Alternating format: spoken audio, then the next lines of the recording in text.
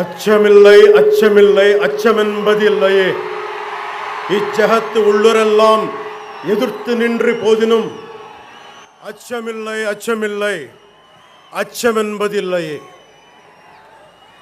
భయం లేదు భయం లేదు భయం అన్నది లేనే లేదు.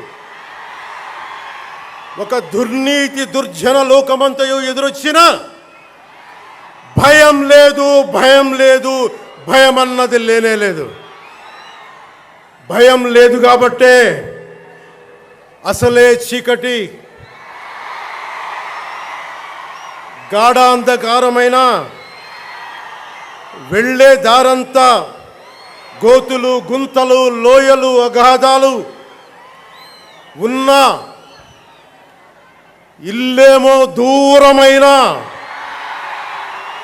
చేతిలో దీపం లేకపోయినా గుండె ధైర్యమే కవచంగా ధరించిన వాణ్ణి కనుకే అన్నీ ఒక్కడే అయి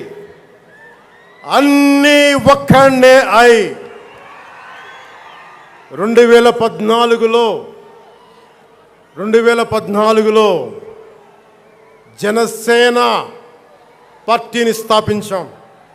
భావ తీవ్రత ఉంది గనుకే 2018లో పోరాట యాత్ర చేశాం. ఓటమి భయం లేదు కాబట్టే 2019లో పోటీ చేశాం. ఓడినా అడుగు ముందుకే వేశాం. మనం నిలబడ్డాం, పార్టీని నిలబెట్టాం. మనం నిలదొక్కుకున్నాం. మనం నిలదొక్కుకోవటమే కాకుండా 4 దశాబ్దాల టీడీపీ పార్టీని కూడా నిలబెట్టాం. మనం ఓడినప్పుడు 2019లో మీసాలు మెలేశారు, జబ్బలు చరిచారు, తొడలు కొట్టారు, మన ఆడపడుచుల్ని అవమానించారు, ప్రజల్ని నిరంతరం హింసించారు. ఇదే న్యాయం అని మన నాయకులు, మన జన సైనికులు, మన వీర మహిళలు అందరూ అడిగితే, గొంతెత్తితే వారిపైన కేసులు పెట్టారు, జైళ్ళల్లో పెట్టారు, నిర్బంధంలో తోశారు. 4 దశాబ్దాల సుదీర్ఘ రాజకీయ అనుభవం ఉన్న నాయకుడిని అక్రమ కేసుల్లో బంధించారు. వారి తెలుగుదేశం పార్టీ కార్యకర్తల్ని, సీనియర్ నాయకుల్ని రోడ్డు మీదకి రావాలంటే భయపడేలా చేశారు. ఇక నాలాంటి వాణ్ణి తిట్టని తిట్టు లేదు, పాల్ చేయని అవమానం లేదు, చేయని కుట్ర లేదు, వేయని కుతంత్రం లేదు. ఈ ఎన్నికల్లో అసెంబ్లీ గేటును కూడా తాకలేవు అని మనల్ని ఛాలెంజ్ చేసి సరిచిన ఆ తొడల్ని బద్దలు కొట్టాం. ఏం చేశాం? బద్దలు కొట్టాం. బద్దలు కొట్టి ఆంధ్రప్రదేశ్ అసెంబ్లీలో 21 మంది ఎమ్మెల్యేలతోటి, పార్లమెంటులో 2 ఎంపీలతోటి అడుగుపెట్టాం.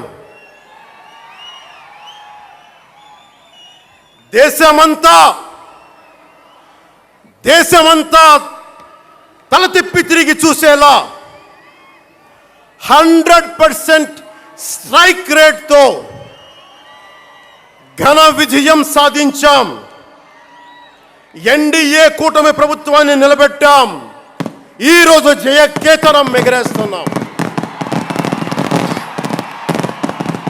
జై జనసేన, జై జనసేన, జై జై జనసేన, జై.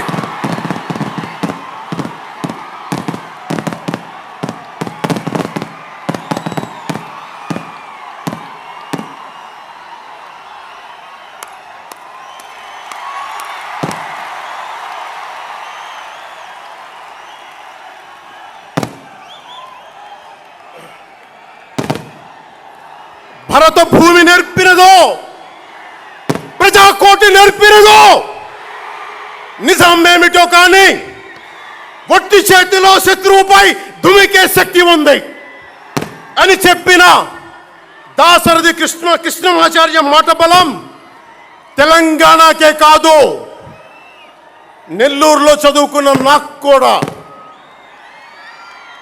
అందుకేనేమో అలా మన జనసేన జన్మస్థలం తెలంగాణ అయ్యింది, కర్మస్థలం ఆంధ్ర అయ్యింది.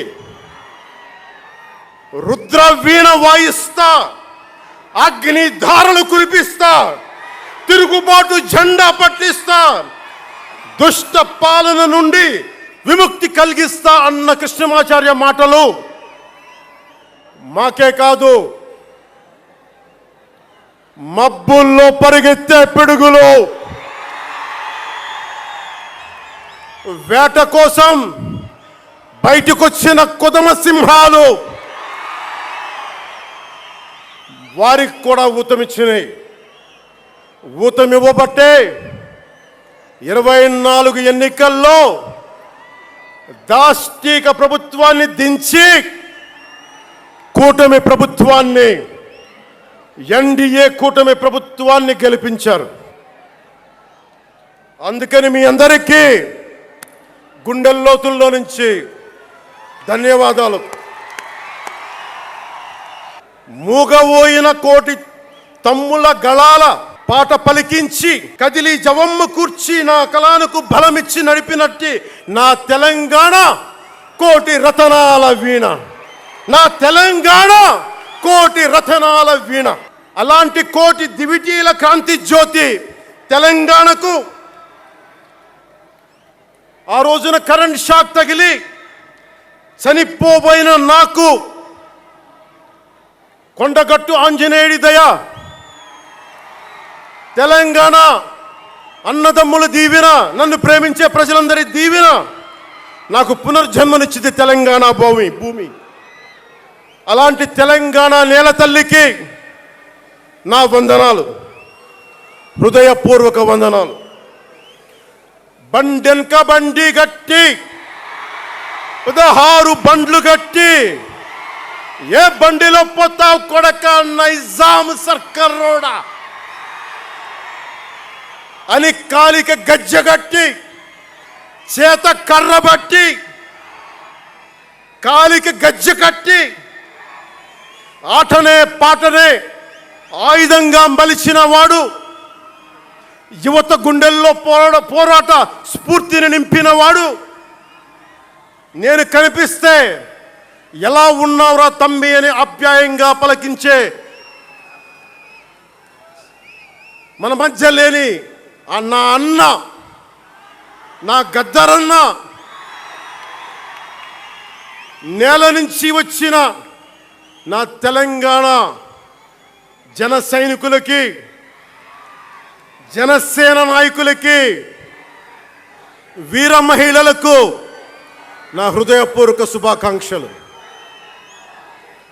మా ఆడపడుచులు, మా వీర మహిళలు, మీ పోరాట స్ఫూర్తిని నేను మర్చిపోలేను.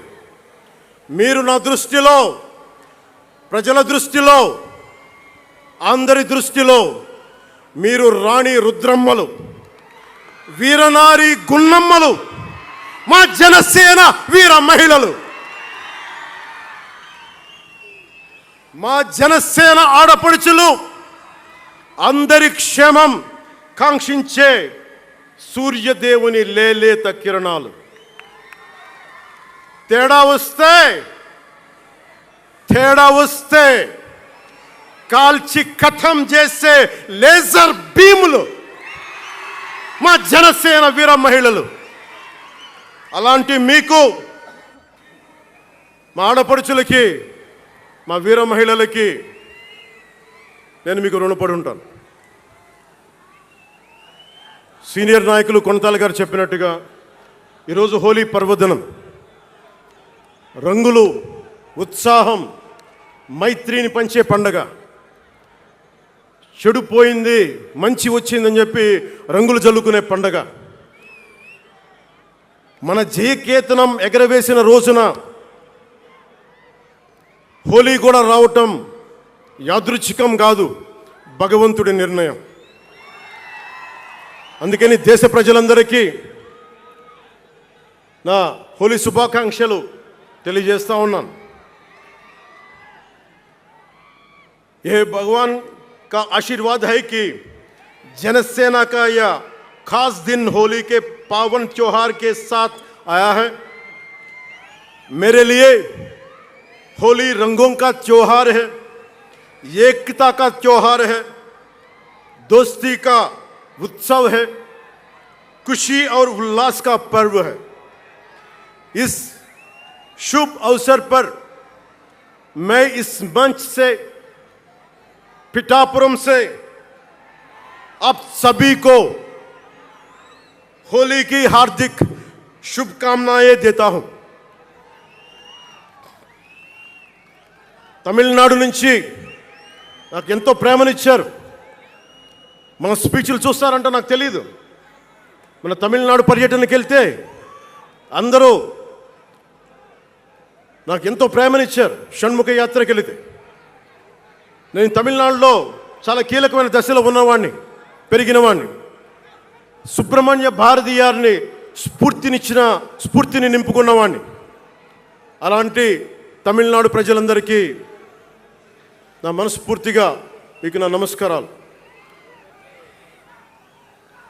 రమణ మహర్షి ఉళ్ళిట్ట ఎన్నట్లు సిద్ధర్గల్ వాళింద సిద్ధపేట్ల సిద్ధర్ భూమి ఉలహ పుదుమరియం తిరుక్కురళవై உலகுக்கு தந்த ஞான பூமி அச்சமில்லை அச்சமில்லை என முழுங்கிய மகாகவி பாரதியார் வீரபூமி உலகத்தை ரட்சிக்கும் கந்தசஷ்டி கவசம் எனும் அருண்கோடை தந்த ஆன்மீக பூமியாம் தமிழகத்தை சேர்ந்த என் அன்பு உள்ளங்களுக்கு எனது அன்பு நிறைந்த வணக்கங்கள். మన మహారాష్ట్రకి వెళితే నాకు మహారాష్ట్రలో అభిమానులు ఉంటారు. అది కూడా రాజకీయ పరంగా ఉంటారు, సినిమాల పరంగా కాకుండా అని నాకు తెలియలే. ఎంతో ప్రేమనిచ్చారు. గౌరవ మహారాష్ట్ర ముఖ్యమంత్రి దేవేంద్ర ఫడ్నవీస్ గారు నన్ను రమ్మని 19 నుంచి అడుగుతూ ఉన్నారు. అప్పుడు కుదరలా, 24లో కుదరలేదు, 19లో కుదరలేదు, 14లో కుదరలేదు. మొన్న హర్యానాలో మీరు రావాలి ఖచ్చితంగా అని చెప్పి ప్రత్యేకించి నన్ను పిలిపించారు. నేను ఎన్డీఏ కూటమి కోసం ప్రచారం చేశాను, భారతీయ జనతా పార్టీ కోసం. వెళ్ళిన అన్ని సీట్లు దాదాపు 95% మనం గెలిచాం, ఒక్క సీటు తప్ప. మీకు తెలుసు, నాకు మరాఠీ నేల, మహారాష్ట్ర నేల, ఛత్రపతి శివాజీ మహారాజ్ నేల, ఛత్రపతి సంభాజీ మహారాజ్ నేల. అలాంటి నేలకి ఛత్రపతి शिवाजी महाराज आणि छत्रपती संभाजी महाराज यांच्या महाराष्ट्र भूमीतून आलोल्य सोलापूर, लातूर, बिल्लारपूर सारख्या जिल्ह्यांतील जनसैनिकांना माझा मनपूर्वक नमस्कार. అలాగే కర్ణాటక నుంచి వచ్చిన అభిమానులకి, ಕರ್ನಾಟಕದಿಂದ ಈ ಹಬ್ಬಕ್ಕೆ ಆಗಮಿಸಿದ ನನ್ನ ಜನಸೈನಿಕರಿಗೆ, ನನ್ನನ್ನು ಪ್ರೀತಿಸುವ ಕರ್ನಾಟಕದ ಜನಸೈನಿಕರಿಗೆ హృత్పూర్వక నమస్కారాలు. చాలా భాషలు అయిపోయినాయి కదా. అని మీకు అర్థమైంది కదా, 2 భాషలు ఒక్క భాషలా కాదు. భారతదేశానికి కావాల్సింది తమిళనాడుతో సహా we need multiple languages, not just 2. We need multiple languages to keep, not just for the integrity of the country, but also to understand each other, to share love with each other. అందుకనే బహుభాషే భారతదేశానికి మంచిది. చెప్తామా? భారత్ మాతాకి జై. బోలో భారత్ మాతాకి.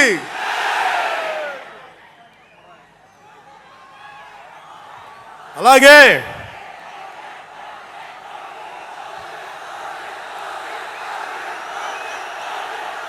చేద్దాం చేద్దాం, వస్తుంది.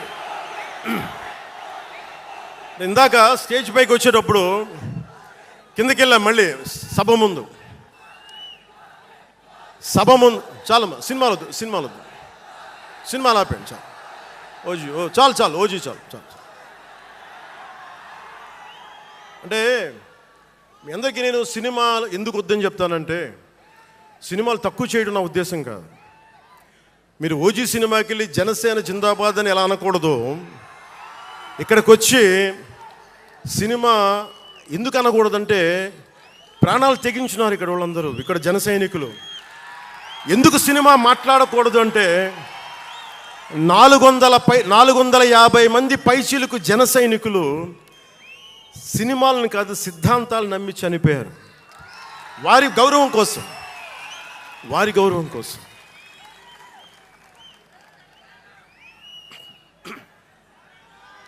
ఇందాక వద్దాం, అవి కూడా వినండి. మీరు వింటలేదని అర్థం. నా పేరు అరుస్తున్నారంటే మీరు నా మాట వింటలేదని. నా మాట వింటే 151 ఉన్న సీట్లు పార్టీ పోయింది. అందుకే నా మాట వినాలి, కూర్చోండి.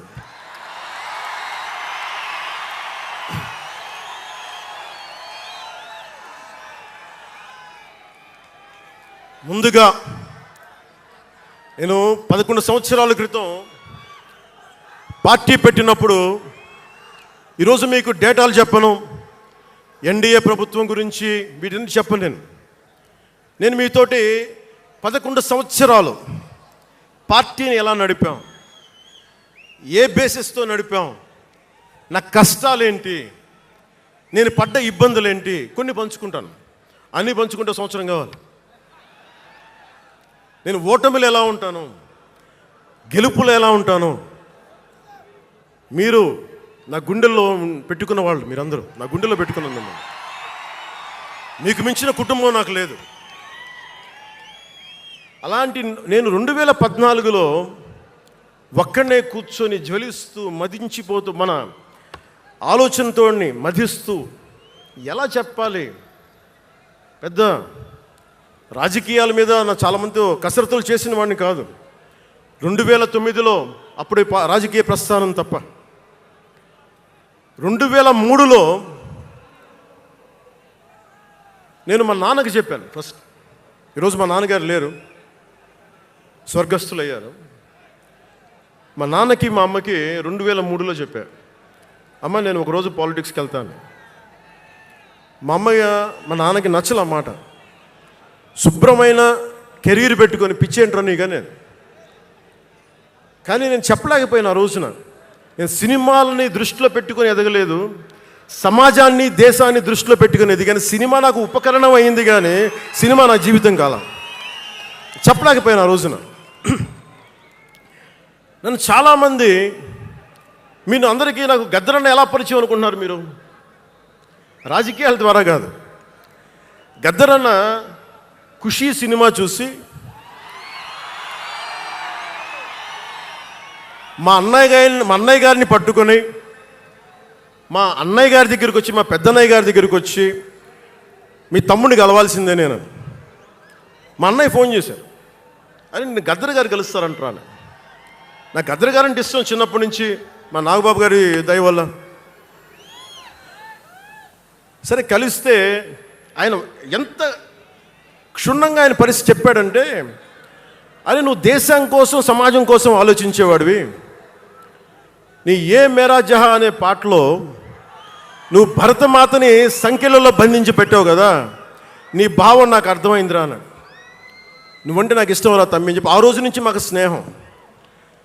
అది నాకు అన్నా తమ్ముడ బంధం అయిందని ఆయన చనిపోయేలోపు.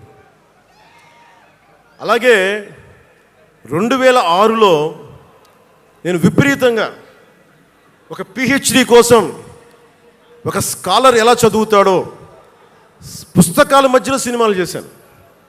అందుకే నా సినిమాలు మీకు నచ్చి ఉండకపోవచ్చు ఆ రోజున. కానీ నా జ్వలనాన్ని ఎక్కడో ఢిల్లీలో కూర్చొని ఒక్కళ్ళు, ఢిల్లీ యూనివర్సిటీలో పనిచేసే ఒక ప్రొఫెసర్, ప్రకాశం జిల్లాకు చెందిన వ్యక్తి, నాకు తెలియదు ఆయన ప్రకాశం జిల్లా వ్యక్తి. నా రోజున ఆయన వచ్చి మిమ్మల్ని కలవాలని చెప్పి ఒక నెల రోజులు నా వెంట పడితే ఆయన కలిశారు.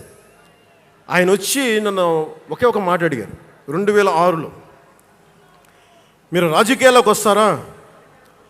బహుజన సిద్ధాంతం మేము ముందుకెళ్తాం. చాలామంది అడిగి నన్ను పంపించారు, మీరు సంసిద్ధం అంటే నేను మాట్లాడతాను, నేను కదుపుతానంటే ఆ రోజున నాకు ఇంకా మెచ్యూరిటీ లేదు. ఒక కుటుంబాన్ని నడపడానికే చాలా శ్రమ పడాలి. ఒక కుటుంబాన్ని ఏకతాటిపైన తీసుకురావాలంటే నేను కష్టపడాలి. ఒక సినిమా చేయాలంటే నేను ఇంత కష్టపడాలి. ఇన్ని కోట్ల మందికి సంబంధించిన జీవితాన్ని ఒక భావంతో కట్టిపడేయాలంటే నాకు ఇంకా అంత మెచ్యూరిటీ లేదు. మెచ్యూరిటీ వచ్చిన రోజున మీకు తెలియజేస్తానని చెప్పాను. ఆ వ్యక్తి అప్పటి నుంచి ఇప్పటిదాకా అరుదుగా అప్పుడప్పుడు కలుస్తూ ఉంటాను. ఈ రోజున హైదరాబాద్ సెంట్రల్ యూనివర్సిటీ ప్రొఫెసర్, మీలో కొంతమందికి తెలిసి ఉండొచ్చు, ప్రొఫెసర్ శ్రీపతి రాముడు గారికి మనస్ఫూర్తిగా నా ధన్యవాదాలు తెలియజేస్తున్నాను. వారిని వేదికపైకి రమ్మని మనస్ఫూర్తిగా రోడ్డును వేయించగలిగాం. వాళ్ళు 2000 వేయించారు 5 సంవత్సరాల్లో.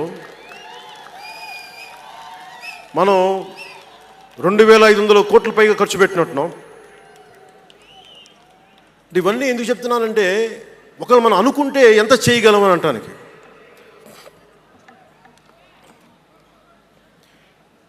సమస్యలు ఏమున్నాయి మన దేశంలో ఇప్పుడంటే, ముఖ్యంగా పార్టీలో వేదిక పైన ఉన్న నాయకులకి, జన సైనికులకి, మీ అందరికీ కూడా ఇది చాలా కీలకమైన సమయం. 2047 విజన్ అని మాట్లాడుతున్నారు గౌరవ ముఖ్యమంత్రి గారు. 2047 ప్రధానమంత్రి గారు మాట్లాడుతున్నారు. వికసిత్ భారత్, స్వర్ణ ఆంధ్రప్రదేశ్, $2 ట్రిలియన్ ఎకానమీ, భారతదేశం ప్రపంచంలోనే 3వ ఆర్థికంగా బలంగా ఉండే దేశం అవ్వాలని ఆలోచిస్తూ ఉన్నాం. ఇంత బలమైన దేశం కావాలి అంటే బలమైన ప్రజలు ఉండాలి, బలమైన నాయకత్వం ఉండాలి. నేను ఎందుకు ఇంత తపన పడతాను మీ అందరి కోసం అంటే, నాకు ఈజీగా వెళ్ళిపోయే వ్యక్తులు అవసరం లేదు, నాకు గోల చేసే వ్యక్తులు అవసరం లేదు. దేశం కోసం నిలబడే యువత కావాలి, నాకు చీల్చి చెండాడే యువత కావాలి, నాకు దేశం కోసం. అంటే ఎందుకు చెప్తున్నానంటే, సర్దార్ వల్లభాయ్ పటేల్ గారిని అడిగారంట. బెంగాల్ రాష్ట్ర విభజన అప్పుడు 1920లో విభజిస్తున్నాం అనుకున్నప్పుడు దేశంలో ఉన్న జాతీయ నాయకులు అందరూ వచ్చారు, జరగకూడదని ఆప్ చేశారు.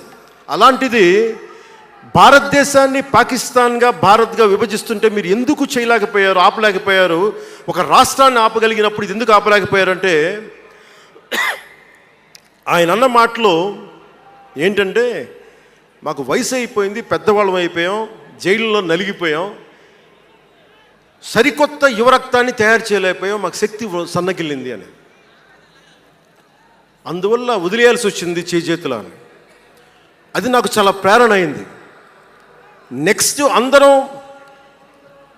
గౌరవ ముఖ్యమంత్రి గారు వికసిత్ ఆంధ్రప్రదేశ్ కోసం ఆలోచిస్తున్నారు. నేను వికసిత్ ఆంధ్రప్రదేశ్ కోసం ఆలోచించే వాళ్ళు ఉన్నారు. నేను ఆలోచిస్తుంది భవిష్యత్తుని నిర్మించగలిగే యువ నాయకత్వం. ఈరోజు ఒక్కడు తలుచుకుంటే ఎంతమంది ఎమ్మెల్యేలు వచ్చారో చూడండి. ఫస్ట్ టైం ఎమ్మెల్యేలు ఎంతమంది ఉన్నారు?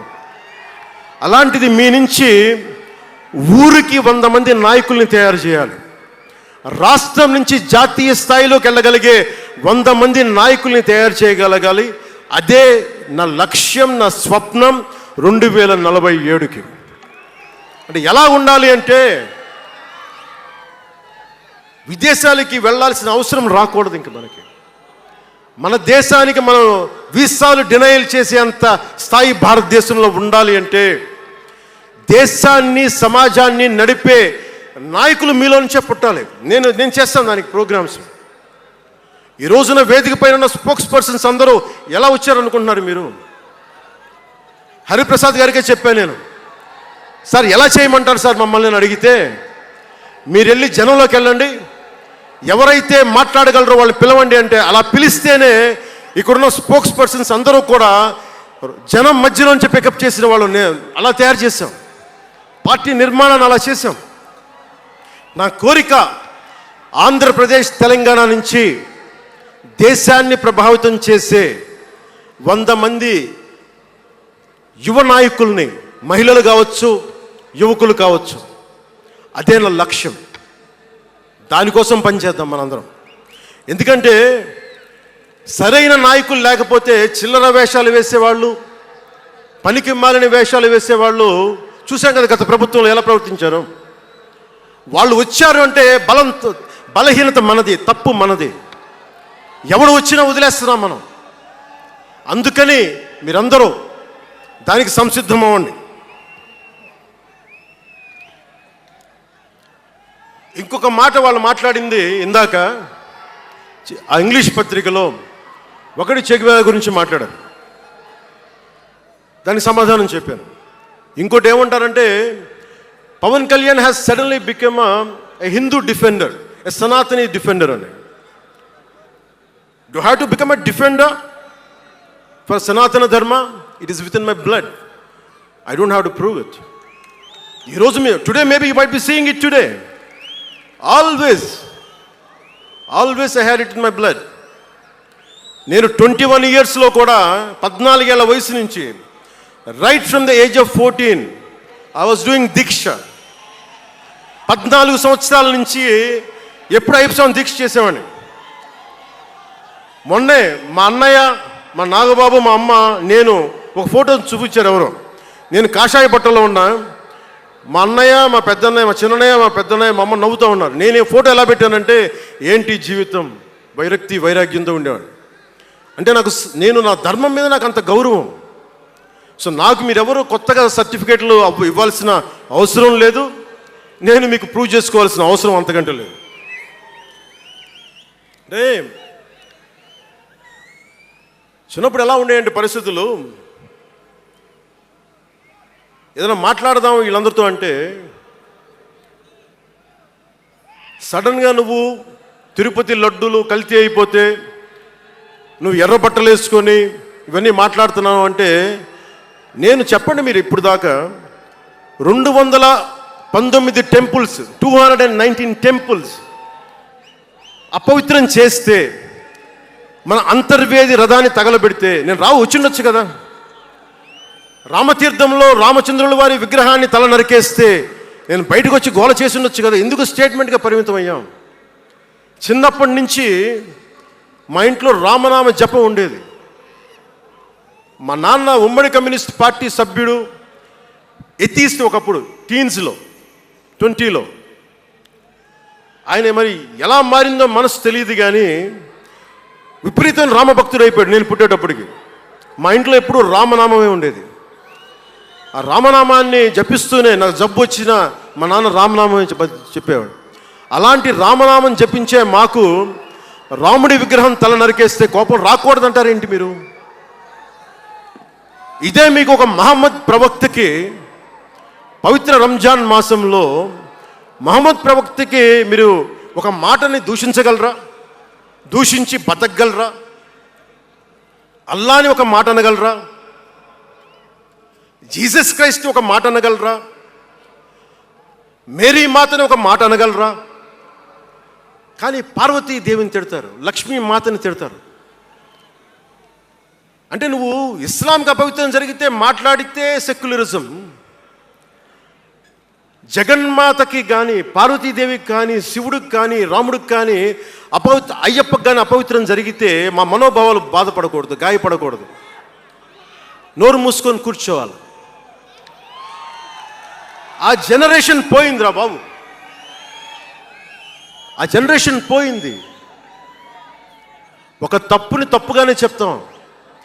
ఒక హిందువు ఒక ముస్లిం పట్ల తప్పు చేస్తే తప్పనే చెప్తాం. ఓల్డ్ సిటీలో ఉండే ఒక నాయకుడు 15 నిమిషాలు కళ్ళు మూసుకోండి, పోలీసుల్ని మేము హిందువులకి ఏంటో మేము చూపిస్తామంటే అది తప్పు పట్టకూడదంటే ఎట్లా? అది మతోన్మాదమా? ఏం మాట్లాడుతున్నారు మీరు? బతుకమ్మ బతుకమ్మ బతుకమ్మ అని చెప్పి బతుకమ్మ పాటని మీరు వెటకారం చేసి ఓల్డ్ సిటీ నాయకుడు మాట్లాడితే దాన్ని డిఫెండ్ చేసుకోవటం హిందూ అహంకారం అంటే నేను ఏం చెప్పండి? నేను అంటే అల్లాహకు ఒక న్యాయం, మహమ్మద్కి ఒక న్యాయం, అమ్మవారికి ఇంకో న్యాయమా? అలా కుదరదు బాబు. ఈ ధర్మం అందరికీ సమాన అవకాశం ఇచ్చింది. సనాతన ధర్మం ఉండబట్టే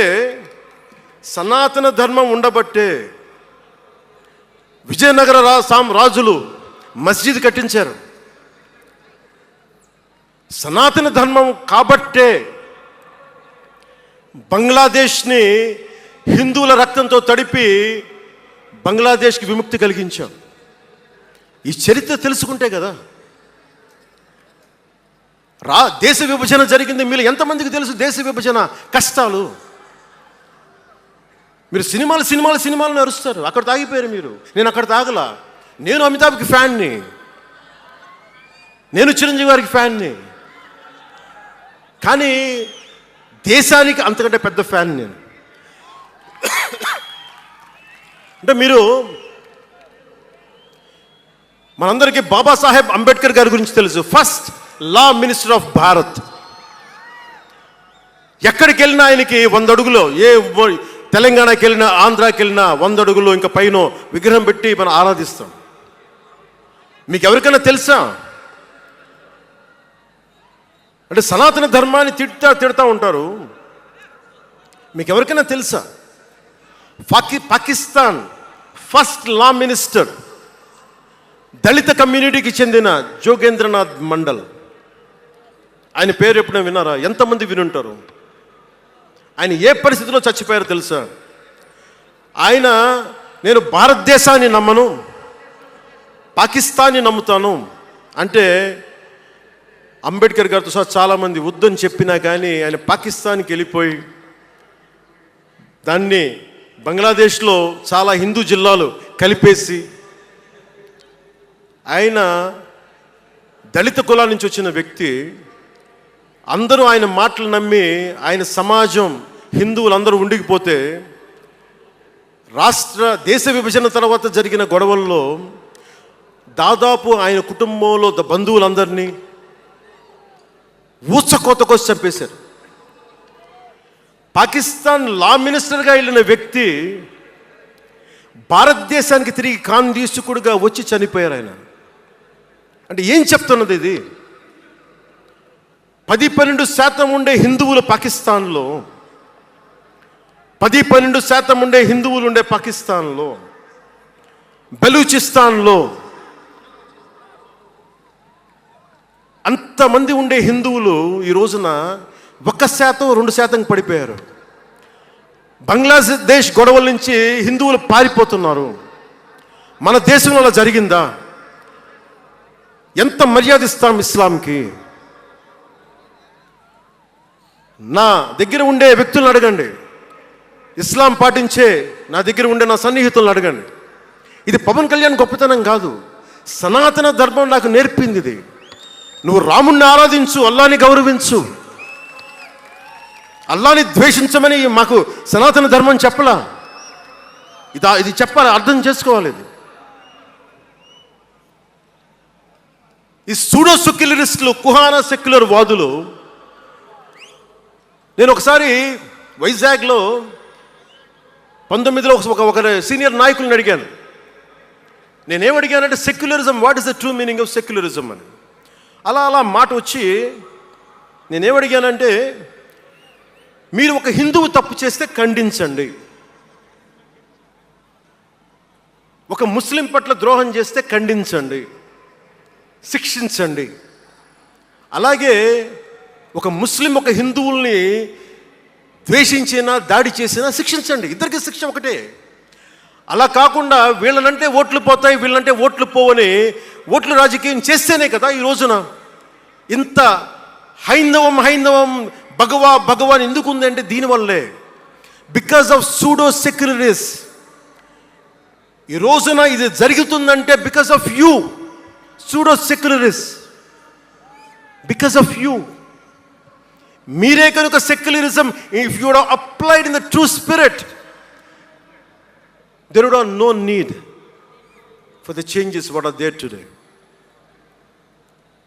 మీరు చేశారు తప్పులు. ఆ రోజు నేను అడిగా, ఓల్డ్ సిటీలో పతబస్తీ హైదరాబాద్లో మీరు 15 నిమిషాలు మీరు కళ్ళు మూసుకోండి పోలీసుల్ని, మేము హిందువులకి ఏంటో చూపిస్తామంటే నువ్వు ఎవరిని ఉద్దేశించి మాట్లాడుతున్నావు? హిందూ అంటే దాంట్లో పవన్ కళ్యాణ్ కూడా ఉన్నాడు. పొద్దున్న లేస్తే నేను హనీఫ్, అబ్దుల్, మొత్తం రహీం వాళ్ళతోనే ఉంటాను నేను. కానీ నేను వాళ్ళతో ఉన్నాను కదా అని చెప్పి నాకు బాధ రాదని మీరు అనుకోకండి, తప్పది. ఓ గలత్ హై భయ్యా, తప్పది. వస్తుంది బాధ. నేను ఎవరిని నిందించట్లా. తిరుపతి కల్తీ లడ్డు చేస్తే నేను ముస్లింలను నిందించలా, క్రిస్టియన్లను నిందించలా. నేను నిందించింది దోషుల్ని పట్టుకోమని. చివరికి ఏం తేలారు? వాళ్ళందరూ హిందువులే కదా. నేను మాట్లాడుతుంది ఇది. This is secularism. If there is true secularism, మన నాయకులందరికీ చెప్తున్నాను, మీ అందరికీ చెప్తున్నాను, true secularism should be applied in the true spirit, not for damn convenient vote bank politics. Don't do it. Janasena is not for it. ఒక తప్పుని తప్పుగానే చెప్తాం. అంటే నేను ఎందుకు చెప్తున్నాను మీకు మాట అంటే, నారాజు గాకుర మా అన్నయ్య నజీర్ అన్నయ్య ముద్దుల కన్నయ్య, మన రోజు మనకుంది మన్నయ్య అన్నామంటే డ్యాన్సులు చేశా మీ సరదా కోసం. 1 minute డప్పులతో దీంతో డ్యాన్సులు చేసి అది మీ సరదా కోసం. కానీ నా కోసం ఆ లిరిక్ రాసుకున్నా. దేనికి రాశాను? గుజరాత్లో ఆ మారణహోమం జరిగితే దానికి చాలామంది ముస్లింలు చనిపోతే బాధతోటి నా హృదయం స్పందించి మాస్టర్జీ అనే ఒక ప్రజా కవి చేత నేను రాయించాను ఆ పాట. దాన్ని ఖండించినప్పుడు నేనేమనేది ఏంటంటే, అంటే నేను అంత నిష్పక్షపాతంగా ఉంటాను. నేను అనేది ఏంటంటే, గోద్రా మారణహోమం జరిగినప్పుడు ఖండించాలి, ఖండింపబడాలి. There is no second thought about it. కానీ అసలు ఎందుకు జరిగింది అని ఆలోచిస్తే, కరసేవక్స్ రామ భజన చేసుకుంటూ ట్రైన్లోకి వెళ్తే ఒక గోద్రాలో ట్రైన్ని తగలబెట్టేశారు. మరి దాని గురించి కూడా మాట్లాడాలి కదా. ఇది తప్పు, ఇది కూడా తప్పే. అలా జరిగి ఉండకుండా ఉండాల్సింది. బాధే నాకు. ఆ రోజు నేను సినిమాలో ఉన్నా కాబట్టి నారాజు గాకరని పెట్టా. అదే కనుక అలాంటి సంఘటన నుండి ఏం చేయాలి మనం? అలాంటి తప్పులు జరిగితే మొదటి తప్పు చేసిన వాడినే వెతికి వెతికి పట్టుకొని జ్యూస్ లాగా సెకండ్ వరల్డ్ వార్లో జర్మనీని ఎలాగా సౌత్ అమెరికాకి వెళ్ళినా ఎలా పట్టుకొని శిక్షించారో మొస్సాద్, అట్లాగా తప్పు ఎవడు చేయనండి, either is a Hindu or Muslim, ఎవరైతే మొదటి తప్పు చేశారో వాళ్ళను కనుక శిక్షిస్తే పర్యవసానమై ఉండవు. ఇది చాలా బలంగా ఆలోచించాలి. అంటే ఇవన్నీ ఎందుకు చెప్తున్నాను, ప్రతి ఒక్కరూ చాలా క్షుణ్ణంగా వినాలి. ఎందుకంటే భవిష్యత్తులో మీకు ఇవే పోరాటాలు. మీరు ఎమ్మెల్యేలు అయిపోయాం, మంత్రులు అయిపోయాం, అందరికీ కార్పొరేషన్ పదవులు వచ్చేసినాయి అంటే కాదు. ఇప్పుడు మనం వేసింది తొలి అడుగు మట్టుకే. నేను భారతదేశం కోసం చనిపోవడానికి సంసిద్ధంగా ఉన్నాను, గుర్తుపెట్టుకోండి. ఎందుకంటే నా ఇంటెన్సిటీ చాలా వైల్డ్గా ఉండదు. అంటే మాట్లాడితే సంస్కృతాన్ని తిడతారు, హిందీని మీరు రుద్దుతున్నారు, సౌత్లో దక్షిణాదిని అంటారు. అన్ని దేశ భాషలే కదా.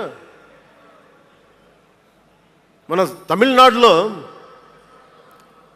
తమిళ్ హిందీ రాకూడదు, హిందీ రాకూడదు అంటుంటే నాకు అనిపించింది మనసులో ఒకటే, అప్పుడు తమిళ సినిమాలను హిందీలోకి డబ్ చేయకండి. డబ్బులేమో హిందీ నుంచి కావాలి, ఉత్తరప్రదేశ్ నుంచి డబ్బులు కావాలి. బీహార్ నుంచి డబ్బులు కావాలి, ఛత్తీస్గఢ్ నుంచి డబ్బులు కావాలి, కానీ హిందీ మాకు వద్దంటే అదే న్యాయం. పనిచేసే వాళ్ళందరూ మనకి బీహార్ నుంచి రావాలి, కానీ హిందీని ద్వేషిస్తానంటే ఎట్లా? ఇవన్నీ మారాలి కదా. అందుకని భాషల్ని ద్వేషించాల్సిన అవసరం లేదు.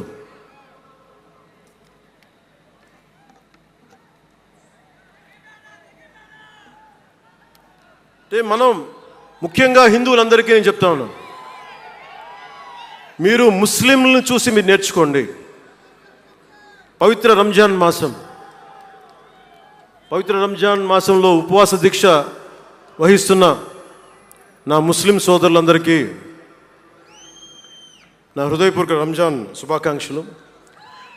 సంస్కృతాన్ని తిడతారు,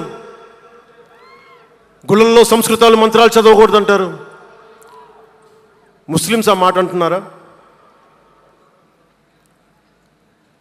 అరబిక్లోనే కదా, ఐదర్ హిందూ ముస్లిం, ఐదర్ మా ఆంధ్రప్రదేశ్లో ముస్లిం కావచ్చు, తెలంగాణలో ఉన్న ముస్లిం కావచ్చు, తమిళనాడులో ఉన్న ముస్లిం కావచ్చు, అరబిక్లోనే కదా మంత్రాలు చదువుతారు, ప్రార్థిస్తారు. హిందూ ధర్మంలో సంస్కృతంలో చేస్తారు. దానికి ఏంటి సమస్య? తమిళంలో చదవాలా, తెలుగులో చదవాలా, కన్నడంలో చదవాలా? ఆ విధి విధానాలు ఉన్నాయి, వదిలేసేయండి వాటిని. వాటి జోలికి వెళ్ళకుండా కష్టాలని వాటిని పట్టించుకోండి.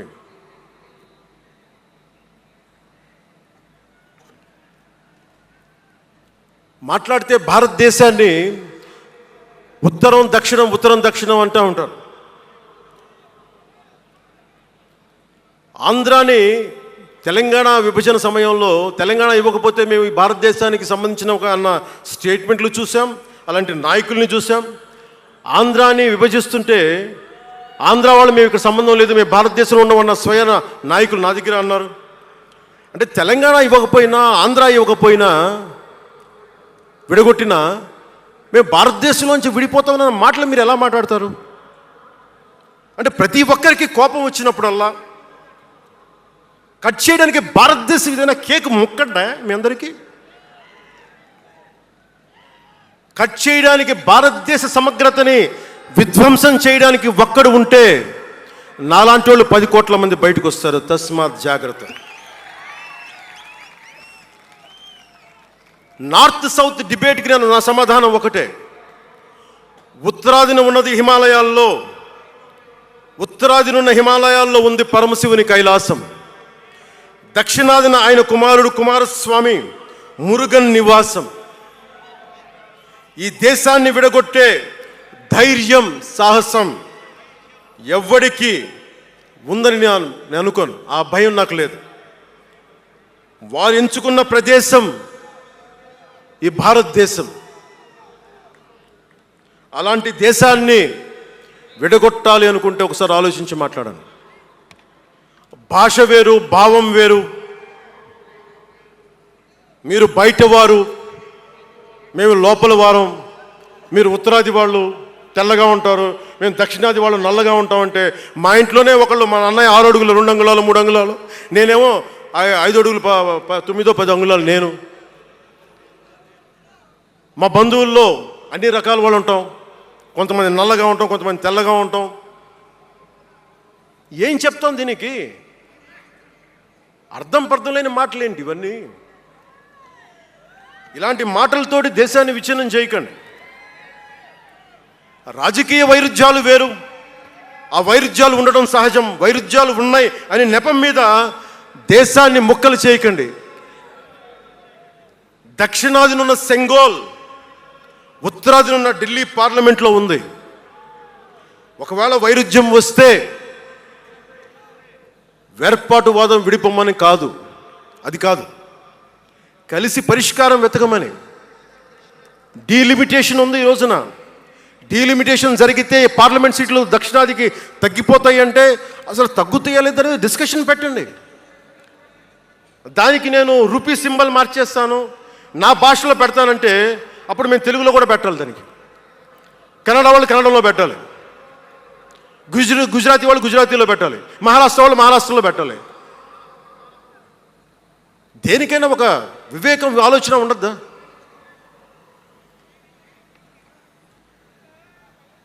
ఉన్నత పదవుల్లో ఉన్నవారు మీరు చాలా ఆలోచించి చేయాలి. చాలా ప్రభావితం చేస్తాయి మీ మాటలు. ఒకటి విధ్వంసం చేయడం తేలిక, ఒకటి నిర్మాణం చేయడం తేలిక, కష్టం. నేను వివక్ష అనిపించలేదు అనుకుంటున్నారా మీరు అందరూ? తమిళనాడులో పెరిగినప్పుడు 14 ఏళ్ళ వయసులో నేను తమిళనాడులో పెరిగినప్పుడు మైలాపూర్ స్కూల్ అన్నారే గొల్టింగ వాడ అని పిలిచేవాడు. నేను నాకు అర్థమయ్యేది కదా గొల్టి అంటే ఏంటి అనుకునేవాడిని. అదొక డెరిగేటెడ్ టర్మ్ అది. నేను మా మాస్టర్ గారిని అడిగాను, రామ్నాథన్ గారిని అడిగాను, సార్ ఇంత మాదిరి சொல்கிறாங்க సార్, గొల్టిని சொல்கிறாங்க సార్ అంటే ఆయన నాకు ఒకటే మాట చెప్పాడు. వాళ్ళని పిలిచాడు, వాళ్ళని తిట్టాడు ఏదో. ఏంటి సార్ గొల్టి, ఎందుకు సార్ గొల్టి మీనింగ్ అంటే ఆయన ఏదో నవ్వి వదిలేసి ఆయన ఒక మాట అన్నాడు, అరే தெலுங்குని రివర్స్ பண்ண గొల్టి అని சொல்லுவாங்கடா, அப்படி என்ன பெரியார் வந்து தெலுங்குக்காரன் தான்டா, పెరియార్ வந்து తెలుగుకారం தான், బలిజన్ నాయకర్ దారు అవరు. ఆ టైంలో ఇప్పుడు మన తిరుపతి రాయలసీమలో ఉండే బలిజ నాయుడు కులానికి చెందిన వ్యక్తి పెరియార్ గారు, తెలుగు. ఆయన ద్రావిడ ఉద్యమ రూపకర్త. సో అందుకని భాషదేముంది, అందుకని దీన్ని పెట్టుకొని విధ్వంసం క్రియేట్ చేయడం సరైనది కాదు. నేను మీకోసం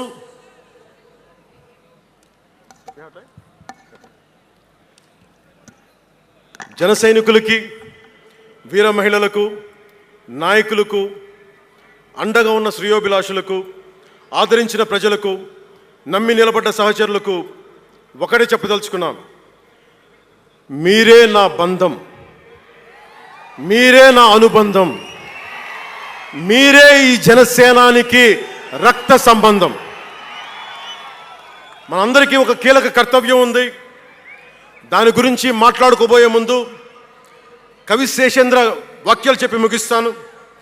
ఒక తరాన్ని ప్రసవింపజేయడం అంటే ఒక తమాషా కాదు, ఒక నిండు కళల జగత్తుని మేల్కొల్పడం. ఒక దశాబ్దన్నర రాజకీయ ప్రస్థానంలో అలుపెరిగిన పోరాటం చేసిన తర్వాత లభించిన చారిత్రాత్మక విజయం అది. అందుకని మీ అందరికీ చాలా బాధ్యతగా ముందుకెళ్దాం. ఈ విజయం పుట్టుకే 100% స్ట్రైకింగ్ రేట్. అందుకే దేశం మొత్తం చూసింది. ఆ బిడ్డని మనం కాపాడుకోవాలి, చాలా జాగ్రత్తగా చూసుకోవాలి. మనందరం ఈ బిడ్డ పట్ల ఎరుకుతో ఉండాలి, బాధ్యతతో కాపాడుకోవాలి. జనసేనాని శిశువు తనని తను కాపాడుకోగలిగే వరకు మనం ఈ బిడ్డని కాపాడితే అది పెరిగి పెద్దై సమాజాన్ని కాపాడుతుంది, దేశాన్ని రక్షిస్తుంది, విశ్వశాంతికి బాటలు వేస్తుంది. అందుకే ఈ బిడ్డని మనందరం కంటికి రెప్పలా కాపాడుకుందామని చెప్పి శపథం చేద్దాం. ఒక అవతారం, దాని పుట్టుక ఎలా ఉంటుందో మహాకవి శ్రీశ్రీ కవితా పంక్తుల్లో చెప్పి ప్రసంగాన్ని ముగిస్తాను. యముని మహిషపు లోహ గంటలు మబ్బు చాటున కణేల్మన్నాయి, నరకలోకపు జాగిరమ్మలు గొలుసు తెంచుకు ఉరికి పడ్డాయి, ఉదయ సూర్యుని సప్తాహయములు నురగలెత్తే పరుగు పెట్టాయి, కనకదుర్గా చంద్రసింహం జూలు విదిలించింది, ఇంద్రదేవుని మనపటేనుగు ఘీంకరిస్తూ సవాల్ చేసింది, ఆది సూకర వేదవేద్యుడు గుర్ఘరిస్తూ కోరసాచాడు, పుడమ తల్లికి పురిటి నెప్పులు కొత్త సృష్టిని స్ఫురింపింపజేశాయి, పుడమ తల్లికి పురిటి నెప్పులు కొత్త సృష్టిని స్ఫురింపించాయి. దీనిని లోతుగా ఆలోచించి, ఇక మన ఆలోచన తీవ్రత, భావ తీవ్రత అన్నీ ఉంటాయి. జన సైనికులు మీరు జాగ్రత్తగా ఉన్నంత కాలం మన ఎమ్మెల్యేలు అందరూ బాగుంటారు, మన మంత్రులందరూ బాగుంటారు, నేను కూడా బాగుంటా. మీరు డిసిప్లిన్లో పెట్టాల్సింది మమ్మల్ని కూడా డిసిప్లిన్లో పెట్టండి మీరు. అందుకని 11వ ఆవిర్భావ దినోత్సవం ముగించుకొని 12వ ఆవిర్భావ దినోత్సవం వైపు వెళ్తున్న మీ అందరికీ వచ్చినందుకు ప్రతి ఒక్కరికి ధన్యవాదాలు తెలియజేసుకుంటూ, మీ పెద్దలకి, నాకంటే వయసులో పెద్దైన వారందరికీ నా నమస్కారాలు తెలియజేయండి, పాదాభివందనాలు తెలియజేయండి. అందరూ క్షేమంగా ఇళ్ళకి వెళ్ళండి. सर्वे जनो सुखिनो भवन्तु। जय जनसेना, जय जनसेना, जय भारत, जय हिंद। जातीय गीतम। जनगण मन अधिनायक जय हे भारत भाग्य विधाता। पंजाब सिंध गुजरात मराठा द्राविड उत्कल बंगा। विंध्य हिमाचल यमुना गंगा उच्चल जलधि तरंगा। तव शुभ नामे जागे, तव शुभ आशीष मांगे। गाहे तव जय गाथा, जनगण मंगलदायक जय हे भारत भाग्य विधाता। जय हे, जय हे, जय हे, जय जय जय जय हे।